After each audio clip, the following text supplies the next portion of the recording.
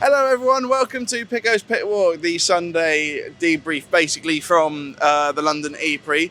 We're doing this very quickly because if you want to have a look in Neo's garage, Jack, what garage? The cars are still here, but yeah, as you can see, most of it's all been taken down, obviously stripped down, heading to Seoul next, which is the season finale, and so yeah, we can't wait for that one. But yeah, Jack's basically in where the garage was, and it's not even there anymore. So yeah, we're going to get on with this relatively swiftly. So Neo, Dan Ticktum, he had an accident first couple laps of the race, parked up at turn 20. So yeah, I had not a great home race for him. Turvey. He stayed out of the wall, but which gave him a 14th place finish, but third last basically. So yeah, not a great day for him. However, we can finally say that the points board is complete. All teams have finally scored points. A 9th place for Sergio Setecamera, and actually I'm gonna see if I can have a little chat with Sergio right now. I'm good. Congratulations! Finally, you got something that you should have had it yesterday, but you got the points this season. You're finally on the board.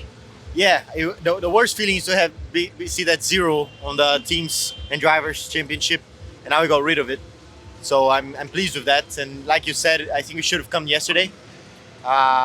We were running P3 for a long part of the race, and we started dropping back already as a consequence of our energy management issues we had here in both cars actually yesterday, and it was a real shame. We were all very disappointed, and then to make it up today, starting from the back and finishing the points was incredible. Well, yeah, I was slightly panicked when you were like 20th on the grid, I think. Yeah. So, but yeah, it turned out to be like a race of attrition. Was it literally just staying out of trouble, or were we able to make some moves? No, I had to make some moves on track, so I made about 3 or 4 on track, which was also fun because we were usually getting overtaken on the race, not overtaking.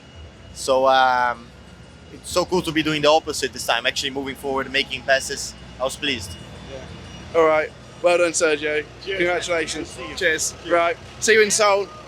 And also, congratulations, Antonio Giovinazzi. He had a fantastic run to in qualifying P3, which was really good. So yeah, got into not just getting into duels, into the semi-finals as well. So yeah, no, fantastic stuff from him. We do have to hurry this up because yeah, I almost walked into a DHL thing. Fantastic. Seb Buemi for Nissan got some points today. P6. Which basically seals their position in 8th in the championship ahead of Mahindra, if I can get my words out. But yeah, no, it was fantastic for them. Max Gunty started, I think, 9th on the grid, but got caught up in an accident, especially with Nick Cassidy. We'll get onto that because Cassidy name dropped him directly. So yeah, we'll get onto that shortly. Mahindra, Oliver Rowland basically, he made it about 5 corners, and then and that was about that. He was launched into the air after an accident with Oliver Askew.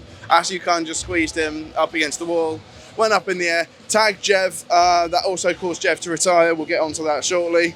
Simsy started P22 and last. Finished in P11, so 7.7 off the points, but yeah, good day. Could have been more. So yeah, it's a shame for Mahindra. But yeah, Porsche. We're doing this very quickly, aren't we? This is incredibly quick. So and also fantastic news. I'm not going to hit by any more of these because. Yeah, they're all gone past now. Porsche. So yeah, not a great weekend for them.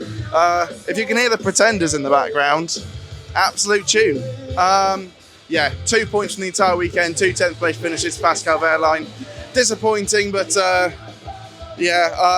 we expected so much more from them this weekend. Actually, look, a little bit of damage on the floor of, I don't know who that is. Actually, if you want to get a close up on that, that is the Porsche without the stickers on. That's a completely carbon Formula E chassis with just the Porsche logos on. Right. We now skip forward because there's the gap where the podium was. The podium's already gone. This is, I mean, we're not even that late. It's only 4 minutes to 7. Race finished, what, 3 hours ago? I mean, like, this is normally time and time again when I do the pit walk. It's never usually been like this. Never been this bad. Venturi. What a difference a day makes. 24 little hours ago, Lucas Di Grassi was kicking all the doors and stuff around here because he was not happy that he'd had his time to leave from qualifying and was starting at the back. Today, P1, the win for Lucas Di Grassi. We did interview him, but the microphone shut off halfway through. So yeah, disappointed. But he was elated that, and yeah, it was. He basically stratted the win. It's not a proper word, but the strategy helped. Basically, he forced Jake to take attack mode twice, which put Dennis behind Lucas, and yeah, that was that really. And so yeah, he strolled to a record equaling 13th victory in Formula E. So well done, Lucas Di Grassi. On the other side of the garage, Edoardo Mortara, he is pointless from this weekend, and this is the first of the 4 championship contenders, and he will keep on fighting until the point where he says that there's no more, there's not mathematically possible. That's what I meant. But yeah, Lucas also said that attack mode helped him save energy in those final moments. I'm being ushered further down so you can get a full face of me. Hello. You watching? Andretti, team of the weekend. They've been absolutely on fire. Jake, another fantastic result for them this weekend. So that's second to add to their first yesterday. Jack didn't ask where the party was tonight, so I'm very disappointed in that. But he is celebrating quite hard.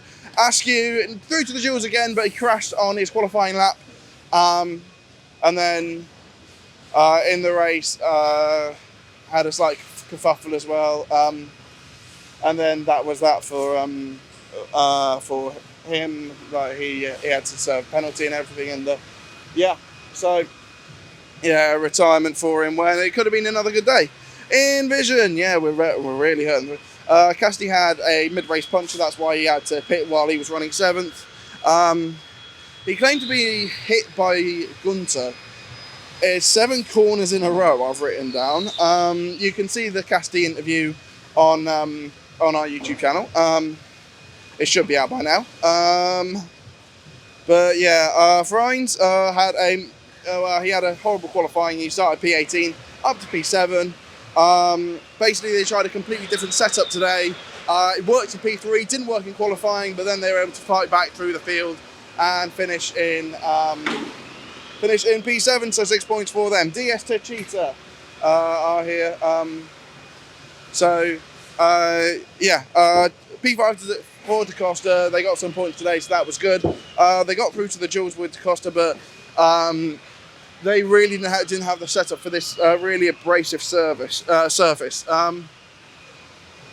Basically, it meant that they were ripping the tyres to shreds, basically, and so there was a point where the performance literally just dropped off, and so he was he was confined to P5 after fighting in the podiums for early on. Jev is now mathematically out of the championship hunt, even if he does the perfect weekend and the other guys score nothing. He will not win the championship. So yeah, it was another horrible day for him. He's gone 4 races without points now. It's absolutely astonishing, really. Yeah, so let's move on to Jag quickly. And then, so yeah, it was almost P4 for Evans. Yeah, and that would have given him a fighting chance going into the final race of the year in Seoul. But alas, it was not to be. Yeah, and he's now 36 points back in the championship. Do you want to go behind there, Jack? And then, yeah, no. This end of the pit lane, it's a lot easier to go back behind here now. However, you might trip up behind here. Just, yeah, some wires there. Yeah, perfect. Keep on going back now. Yeah, almost P4. He was gutted. And because that would have let him have a small shot of Van Dorn, it would have been 22 points instead of what it is now. It's 36 points. The gap to Van Dorn for Seoul. Huge congratulations to Sam Bird, who completed more than 1 lap of the London E-Prix for the first time since season 2. But yeah, Mitch really enjoyed his drive through the field, but he's absolutely gutted by that result. And we move on to the champions-elect, basically. Yes, it is still mathematically possible for both for Mercedes to lose both titles, but at this point, do we really expect it to go any other way? Stoffel Van Dorn, 36 points in the championship. I don't actually know how many points it is in the constructors, but yeah, it's basically as good as done. 3rd and 4th for them today, and that Stoff started with Mitch on the 7th row of the grid, which was so. Yeah, they both came through the field together. And yeah, Stoff inherited P4 when Mitch broke down. Yeah, however, he said the damage that he got at the early stage of the race, that caused him a little bit of imbalance, but yeah, I mean, apart from that, basically good race from him. He went from 13th to 5th. That's it from London. I should be in Seoul. I am 99.999% sure that I'm in Seoul. So I shall see you in Seoul and bid you adieu from I don't know what even to call this. This is an absolute mess. Goodbye.